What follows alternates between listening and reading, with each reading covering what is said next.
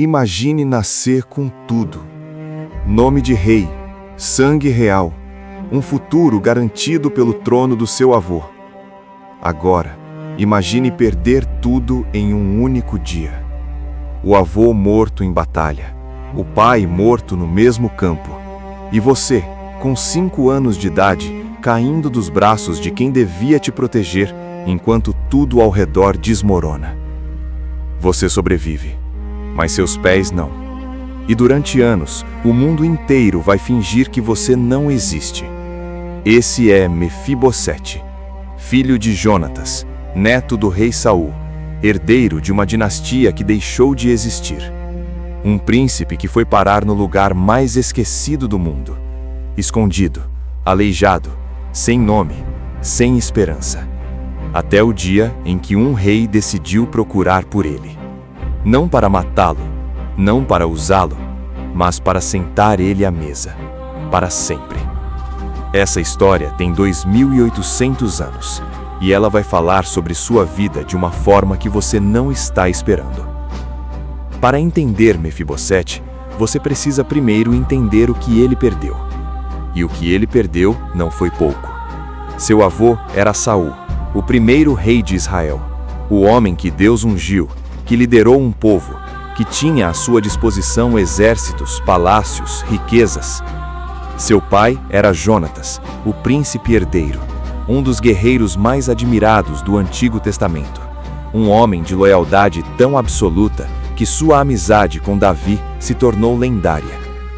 Mefibosete nasceu no centro desse poder. Não era apenas um nome bonito na genealogia real, era o futuro da dinastia. E então veio o Monte Gilboa. A batalha foi uma catástrofe para Israel. Os filisteus avançaram com força devastadora. Saul perdeu 3 filhos em combate, incluindo Jonatas, o príncipe, o pai de Mefibosete. E o próprio Saul, ferido, vendo que tudo estava perdido, caiu sobre a própria espada. Em um único dia, a casa real de Israel desmoronou, e a notícia chegou ao palácio como um raio. Segundo Samuel, capítulo 4, verso 4, registra o que aconteceu a seguir com uma brevidade que parte o coração. E Jonatas, filho de Saul, tinha 5 anos quando chegou de Jezreel a notícia da morte de Saul e Jonatas. E a sua ama o pegou e fugiu. E sucedeu que na pressa de fugir, ele caiu e ficou aleijado. Leia isso de novo. A ama pegou a criança e fugiu. Não havia tempo para pensar, não havia tempo para planejar. Havia apenas o terror de quem sabe que quando um rei cai, sua família é a próxima a morrer. Na corrida para escapar, no meio do caos, do medo, do desespero, a criança caiu. Ninguém sabe os detalhes do que aconteceu. O texto não explica como, não descreve a cena, apenas registra o resultado. Ele ficou aleijado, com 5 anos de idade. Filho do guerreiro mais nobre de Israel, neto do primeiro rei, e agora impossibilitado de caminhar. Esse foi o dia em que o mundo de Mefibosete acabou. Não apenas pelo que ele perdeu, o avô, o pai, o trono, mas pelo que aquela queda significava para um homem na cultura do Oriente Médio antigo. Aleijado significava incapaz de guerrear, incapaz de reinar, incapaz de reivindicar qualquer herança. Em uma só manhã, Mefibosete passou de príncipe herdeiro a filho de ninguém. Eles o levaram para Lodebar. O nome em hebraico diz tudo. Lodebar. Lugar sem pastagem, sem nada que cresça, sem recursos, sem futuro. Não era apenas uma cidade pequena, era o tipo de lugar para onde vão os que não têm para onde ir. O tipo de lugar onde as pessoas somem, não por escolha, mas porque não há mais lugar para elas no mundo que conheciam.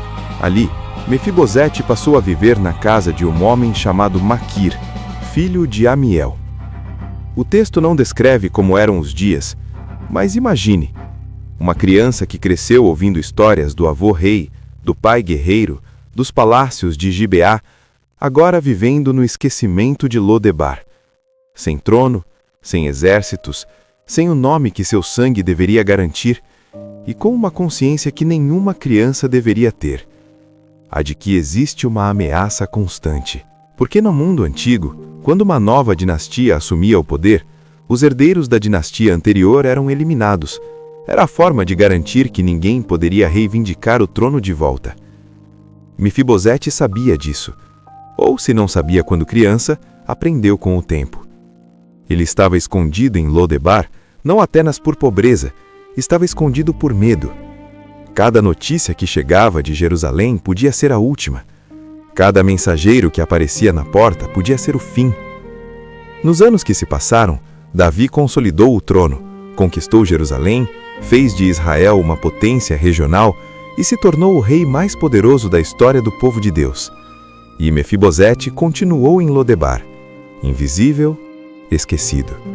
Ou assim ele pensava. Se essa história está tocando em algo que você não esperava, se inscreve no canal Verdade da Verdade, agora, e ativa o sino.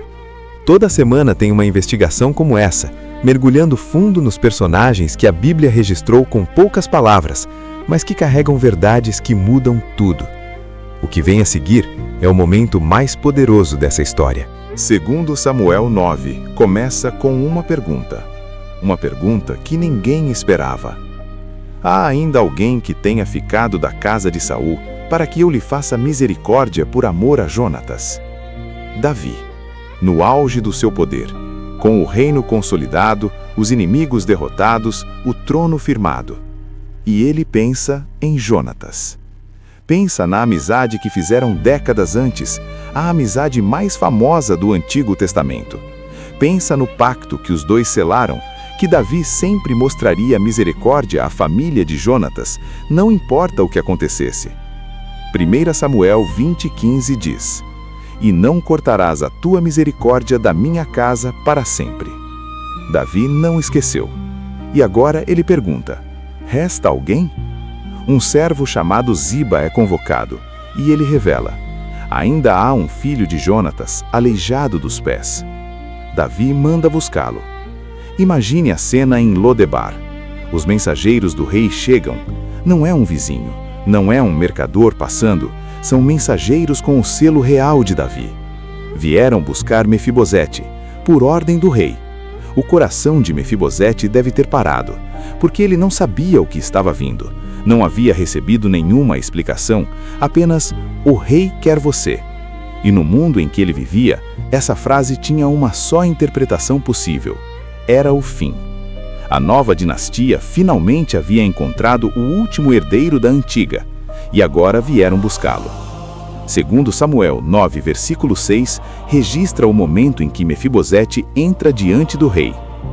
E Mefibosete, filho de Jonatas, filho de Saul, veio a Davi e prostrou-se com o rosto na terra e se inclinou. Prostrou-se com o rosto na terra. É a postura de quem não espera clemência. É a postura de quem sabe que está nas mãos de alguém que tem poder absoluto sobre sua vida. E então, Davi fala. Duas palavras que partiram séculos de medo ao meio. Mefibosete. Ele disse o nome dele. Não o filho de Jonatas, não o herdeiro de Saul, não o aleijado de Lodebar.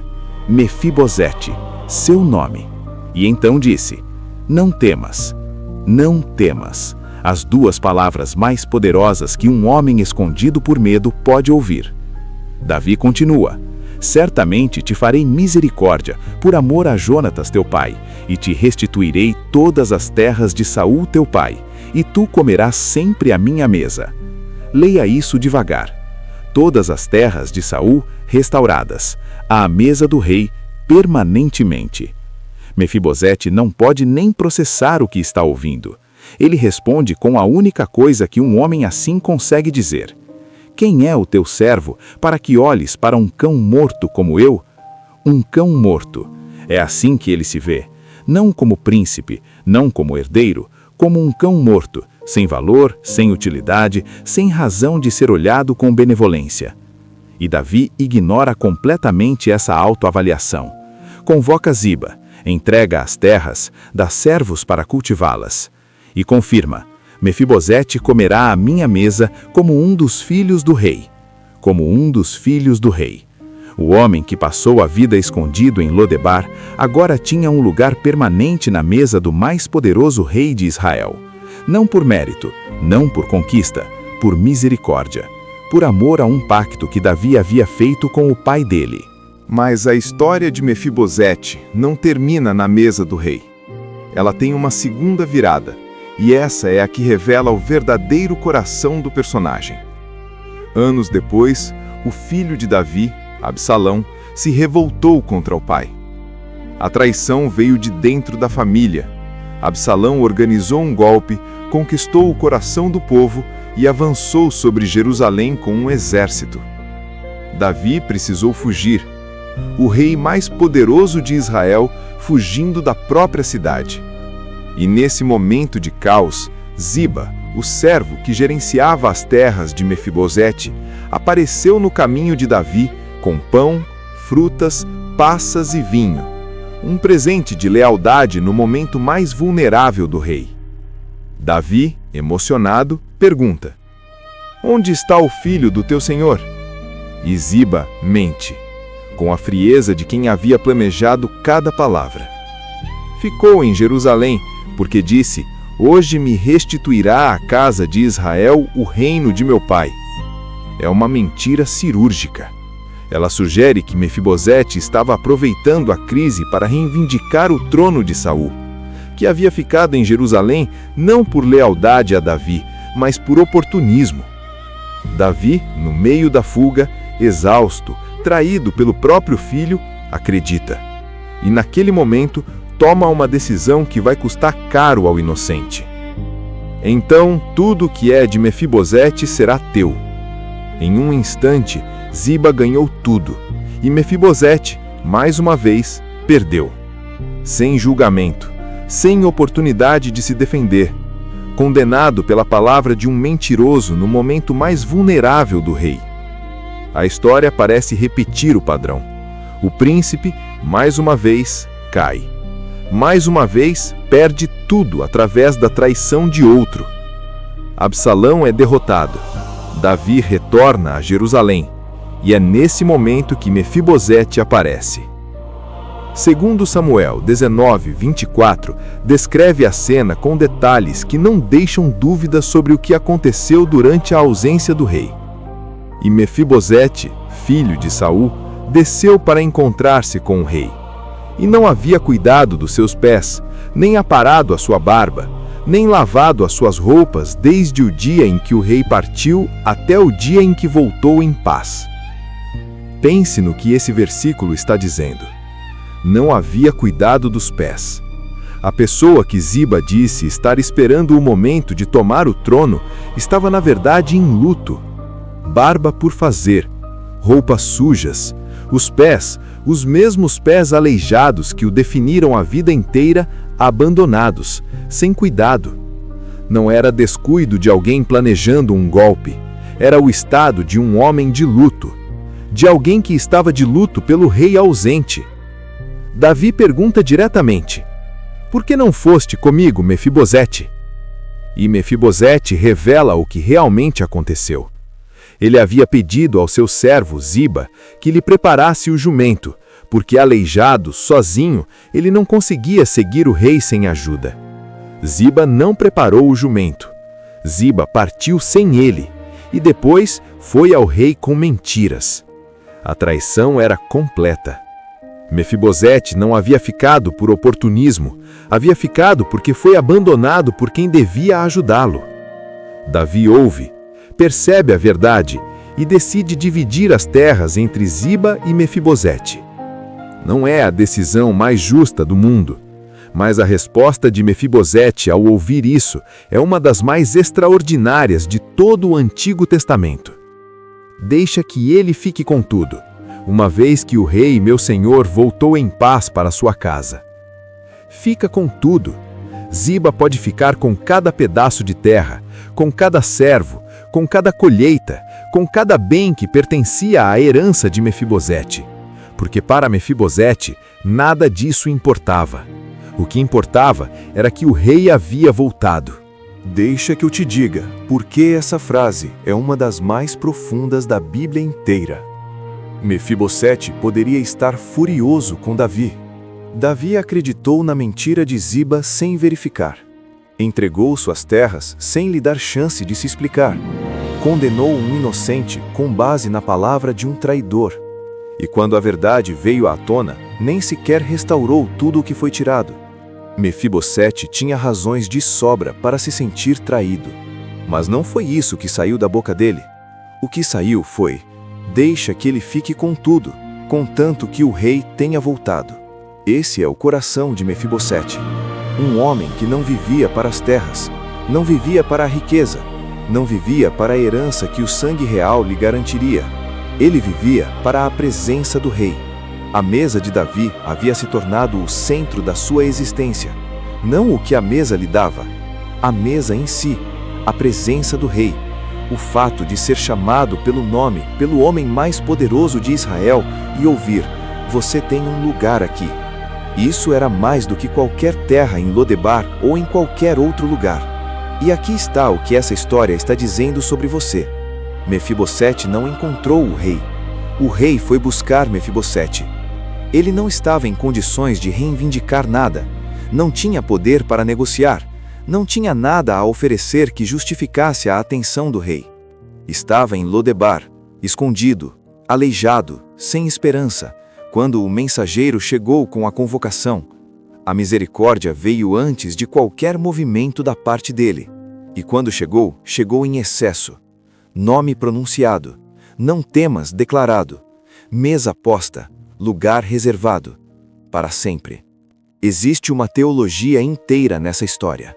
A teologia de um Deus que não espera que você se arraste até Ele com as suas conquistas, que vai buscar você no seu Lodebar pessoal, no lugar onde você se escondeu, no lugar onde você se convenceu de que não tem valor, no lugar onde você aprendeu a se ver como um cão morto, e que quando chega não traz uma lista de condições, traz duas palavras: não temas, e um lugar à mesa, para sempre.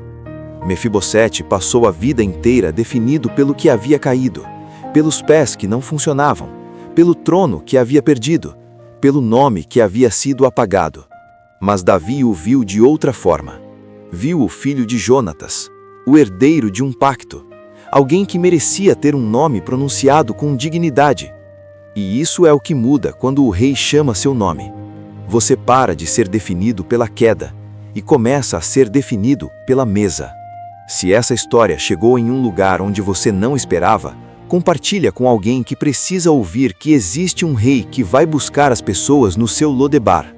Deixa nos comentários qual parte da história de Mefibosete mais te impactou. Se inscreve no canal Verdade da Verdade e ativa o sino. A próxima investigação já está vindo.